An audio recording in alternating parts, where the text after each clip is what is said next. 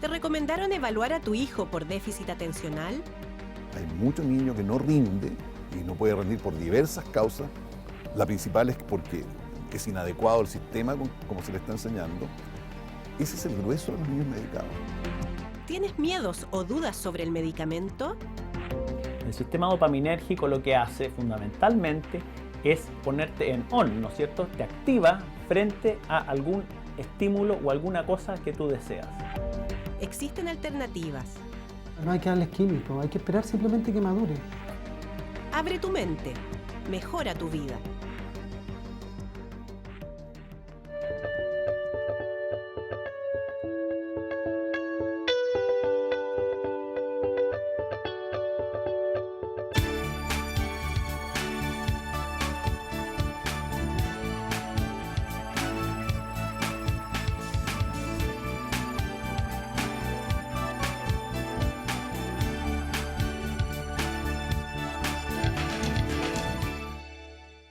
El déficit atencional es un tema polémico. Sabemos que existe, pero en los sectores socioeconómicos más altos está sobrediagnosticado.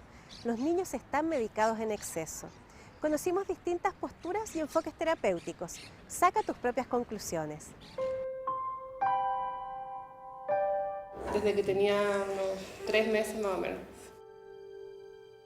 Se sentaba en el coche solo, a los 5 meses ya se paraba en la cuna, daba un poco de paso, y a los 9 meses ya caminaba, no paraba de caminar. ¿Y cómo fue cuando decidieron ya llevarlo a un doctor? Creo que fue en el minuto en que él pidió ayuda. Él en algún minuto nos dijo, por favor, papá, ayúdame que no logro quedarme quieto, no logro ver una película, no lograba disfrutar nada, ninguna actividad con nosotros. Y él además se sentía un poco distinto a los demás, porque él se daba cuenta que los no dormía en el compañeros, claro, jardín. que no dormía. No sé, ya no recuerdo, pero un montón de medicamentos naturales. Estuvo en fútbol, en karate, en baile, en todo. Y no. Mientras más actividades tenía, en realidad era peor. Claro, llegaba como más revolucionado a la casa, Claro. con más energía, con más ganas. En el fondo, mientras más estímulo, era peor, no lograba dormir en la noche. El caso de Tomás se distingue de la mayoría de los niños diagnosticados y tratados por déficit atencional. En este caso, sus padres buscaron ayuda médica producto de una observación directa de la conducta de su hijo desde que nació. En la actualidad, la mayoría de los niños que son diagnosticados con déficit atencional responde a una petición de sus profesores.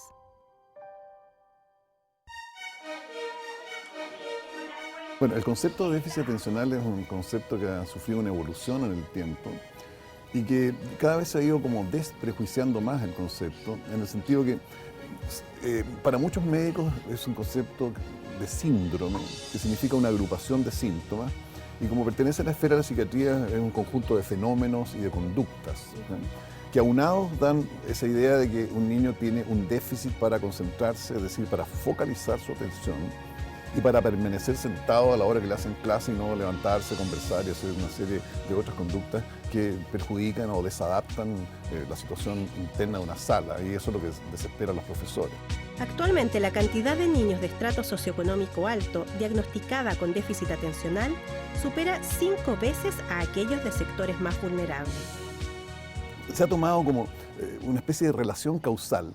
Protesta de la profesora, este niño no se concentra y molesta en la sala de clase, ¡pum!, médico y medicación.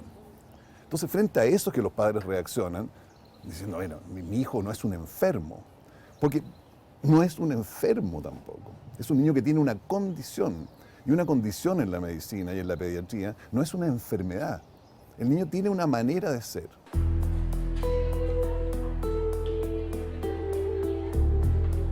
Son niños que son tremendamente creativos, son niños que son de alguna manera muy curiosos, que son niños que tienen muchos recursos en el ámbito intelectual, que no necesariamente van a tener dificultades a nivel de aprendizaje ni de rendimiento escolar.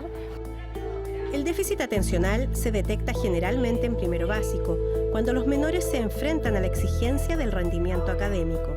En los niños se manifiestan más con hiperactividad mientras que en las niñas suele presentarse con distraimiento. Ambas condiciones responden a la naturaleza propia de la infancia. El concepto de normalidad, ¿ya?, relacionado con el déficit de mi atención o de la focalización de la atención, tiene que ver más que nada con cuánta motivación este niño está ejerciendo frente al estímulo que se le presenta. Entonces es un concepto bastante elástico, ¿ya?, porque hay niños muy inteligentes que aprenden en 5 minutos, ¿ya?, los contenidos y después ¡pum!, se desentienden de la cosa. Entonces, ¿tiene un déficit de atención? No, si eso lo aprendió, ¿qué va a seguir metido en lo que no le gusta? Y ahí empiezan a distraerse. Es justamente porque ser impulsivos, curiosos y distraídos son actitudes propias de la infancia que es vital realizar un diagnóstico certero del déficit atencional.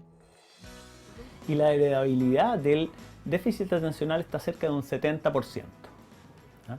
Eso significa que cuando una familia tiene déficit atencional, lo más probable es que lo tenga, ¿ah?, porque hay un elemento genético dentro. Un buen diagnóstico debe medir las funciones ejecutivas, aquellas que permiten al niño responder a las demandas de la escolaridad. Pero también debe ser explorado en sus emociones, en su relación con los demás, con sus pares y familia. No se trata de responder un test y según eso recetar medicamentos. ¿Cuáles son esos niños que sí es necesario tratar? Esos niños disruptivos, por ejemplo, que no pueden quedarse quietos ni un minuto, ¿no?, y que entran a la sala de clase y empiezan a molestar, empiezan a hablar, se paran, se sientan, discuten con el compañero, le tiran pelotitas de papel, preguntan leceras, cuentan chistes. Es decir, un niño que no deja hacer clases, ¿no? Bueno, eso es otra cosa, ¿no? No es el concepto de niño que se distrae frente a un contenido. Ese niño no deja hacer nada. Ahí es bastante claro el concepto, ¿no? Ese niño tiene un déficit de atención con hiperactividad y con impulsividad. Eso sí que es fácil detectar. Pero los niños que uno ve así tratados, diría que es la minoría. Hay muchos niños que no rinde y no puede rendir por diversas causas. La principal es porque es inadecuado el sistema como se le está enseñando. Ese es el grueso de los niños medicados, no estos otros que yo les estoy diciendo. Los medicamentos recetados ante un diagnóstico de déficit atencional son psicoestimulantes derivados del metilfenidato, la misma familia del controvertido Ritalin. Los distintos nombres comerciales se diferencian por su forma de liberación, es decir, porque hacen efecto por distinta cantidad de horas. Bien indicados, estos fármacos no generan adicción, porque son de liberación lenta, no son medicamentos curativos, solo aplacan los síntomas. Pero a muchos papás cuando le ofrecen dar medicamentos, lo toman como con miedo. ¿Qué Claro. es lo que realmente hace el medicamento? En el cerebro del niño lo que hace el medicamento es que activa un sistema que se llama el sistema dopaminérgico. El sistema dopaminérgico lo que hace fundamentalmente es ponerte en on, ¿no es cierto? Te activa frente a algún estímulo o alguna cosa que tú deseas.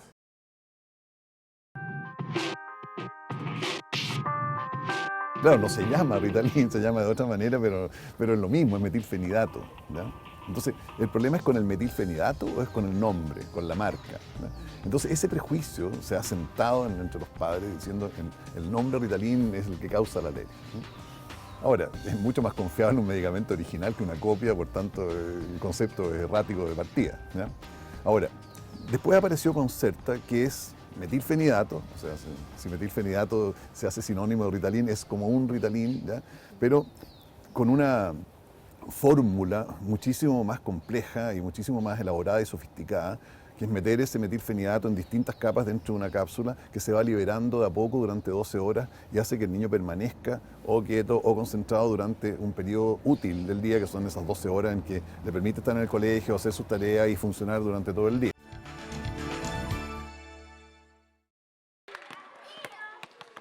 ¿Y cómo fue la experiencia cuando empezaron a administrarle el medicamento? Yo al principio no notaba ninguna diferencia en realidad. La verdad es que yo al principio pensé que no esta cuestión no le hace nada, no sirve. Pero nos dimos cuenta sí que mejoró su concentración, Sí. el nivel académico. ¿Y sientes que las necesitas? ¿Por qué? Porque soy muy activo. ¿Sí? ¿Y cómo eres cuando estás sin tomar la pastilla? Muy intranquilo, inquieto. ¿Sí? Y cuando tú estás inquieto, cuando estás en la casa, por ejemplo, y estás inquieto, ¿tú cómo te sientes por dentro? ¿Te sientes cómodo? Ganas de moverme mucho. ¿Pero eso te gusta o te molesta? Las dos. ¿Cuándo te gusta y cuándo te molesta? Me molesta cuando tengo que tomar atención. ¿En qué se le manifiesta su déficit atencional?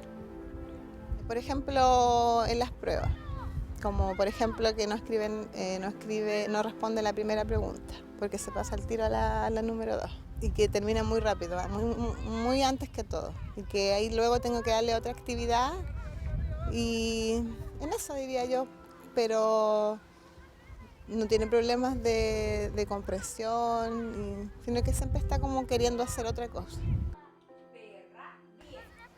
Creo que es bueno que se hable de él, para que como que el mundo se dé cuenta de que la hiperactividad quizás no es algo negativo, al contrario, son niños de esta época, de esta era.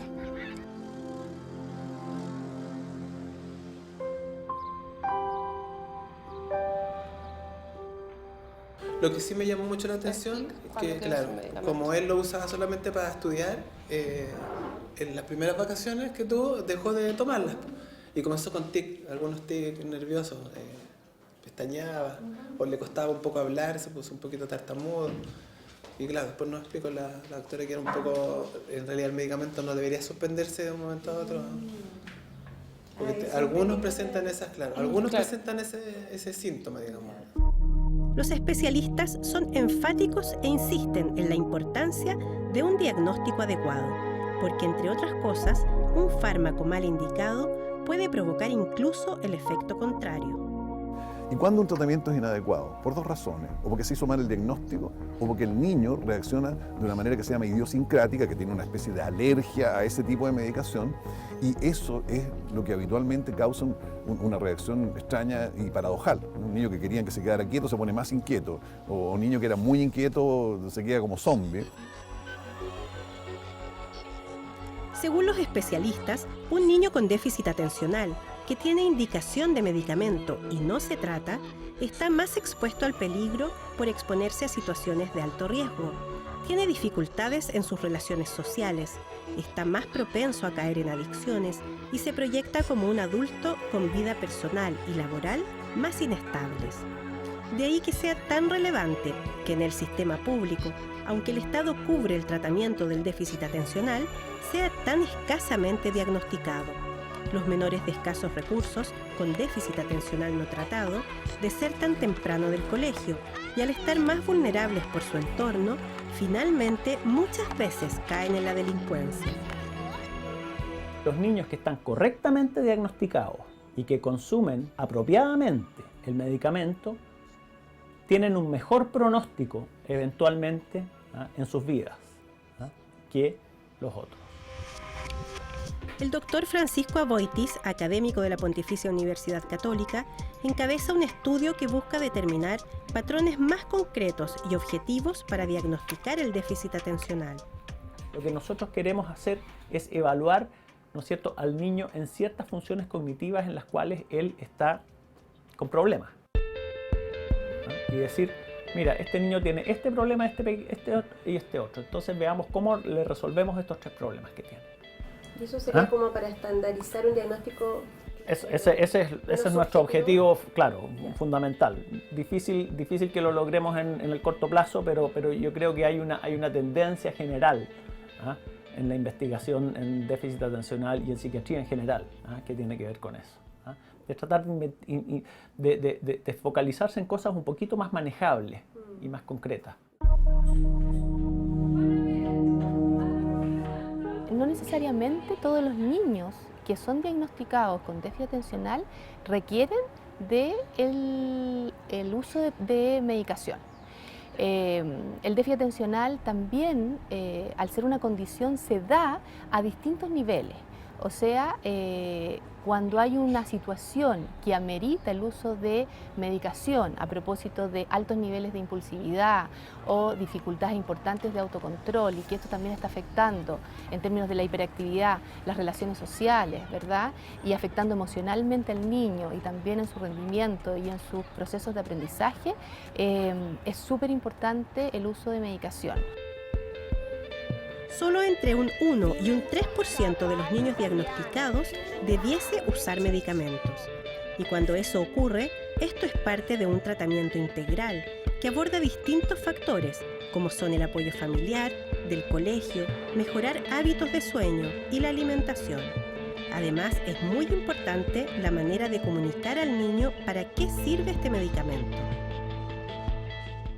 Y que de alguna manera el déficit atencional sea entregado y sea explicado a los niños no como una enfermedad, sino que como una condición, como una característica que ellos están presentando. No como una pastilla milagrosa, no como que de alguna manera esta pastillita que yo me voy a tomar va a ser la que va a hacer las tareas, va a ser la que se va a concentrar, sino que esto me va a ayudar a mí a tener una mayor capacidad para yo poner de mi parte también para concentrarme, para esperar mi turno, para poder tener mejores relaciones con mis compañeros, para tener menos discusiones con mis hermanos en casa, etcétera, etcétera. Usar medicamento, si está bien indicado, no debiese afectar la autoestima. Esta sufre más daño cuando el niño es continuamente reprendido por su conducta, sus debilidades o su forma de ser. ¿Y cuándo hay que dejar de tomar entonces el fármaco? El niño debe ser tratado mientras el medicamento sea útil, ¿ya? Y él no sea capaz de desempeñarse solo frente a las tareas que le demanda la vida cotidiana.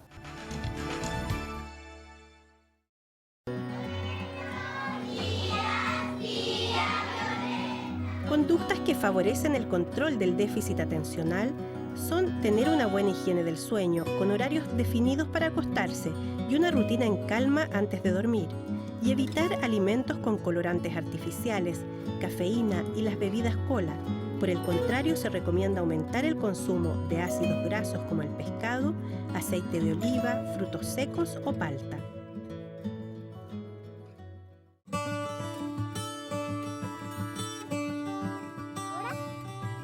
Esperemos la indicación. Ya, a las 3. Esperemos la indicación. 1, 2, 3. Ya, ahora sí nos dijeron, ¿ves? Ahora podemos avanzar. Haz paso, consentida. Abre los brazos como un pajarito, mirando siempre las orejas de la consentida hacia adelante. Muy bien, Luciano. Eso. Ay, mantente firme adelante. Eso. El objetivo también principal es que los niños puedan conducir el caballo con las riendas, que puedan lograr esa independencia a través de un proceso donde ellos logran la quietud, la concentración y que puedan lograr manejar las riendas.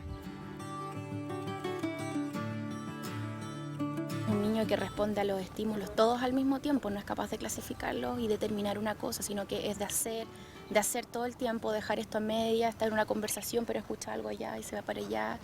¿Y por qué? Como responder a todo lo que está pasando en su entorno.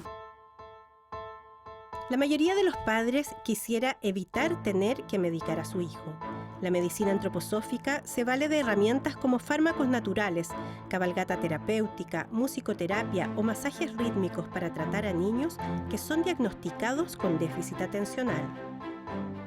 Habitualmente la medicina tradicional se queda con el síntoma. Tiene déficit atencional, no pone atención. Pero en realidad, si uno va un poco más allá, va a ver que lo primero que está ocurriendo es que un niño que está recibiendo una educación que no le corresponde. Generalmente son niños que son más artistas, son niños más tendientes a la música, al arte. Entonces, obviamente, la sala de clases tradicional es fome.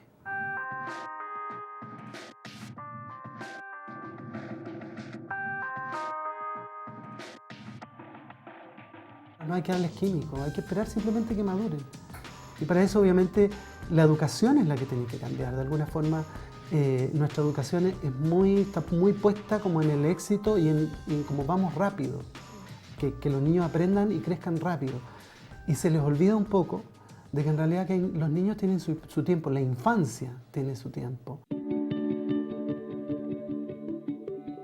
La medicina antroposófica es un enfoque alternativo, holístico, para tratar enfermedades anteponiendo al ser humano como lo más importante. Utiliza medicamentos propios y terapias complementarias como esta cabalgata. Entonces todo ese entorno ayuda a que los niños puedan estar pendientes de un otro, en este caso del caballo, que estén concentrados, que puedan ser capaces de darle una instrucción clara. Para eso hay que estar quieto, mirar por dónde vamos. Somos los conductores de este animal, que si yo miro y conduzco el caballo para un lugar u otro, el caballo va, pero depende de ese ser que está ahí arriba. Entonces les demanda una quietud.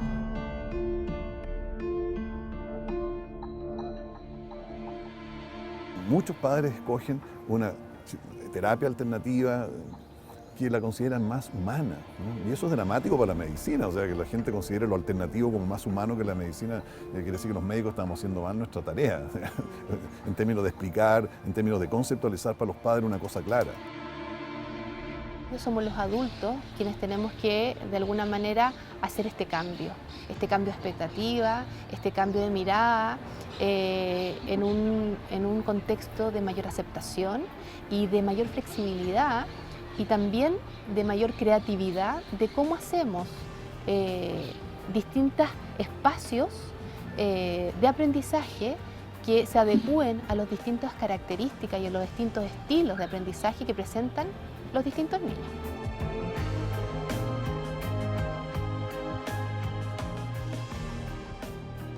El bienestar de nuestros hijos es lo más importante. Vale la pena ampliar la mirada para sentir si estamos frente a un déficit o simplemente frente a un niño. Pronto nos volveremos a encontrar en otro reportaje de Mejora tu Vida.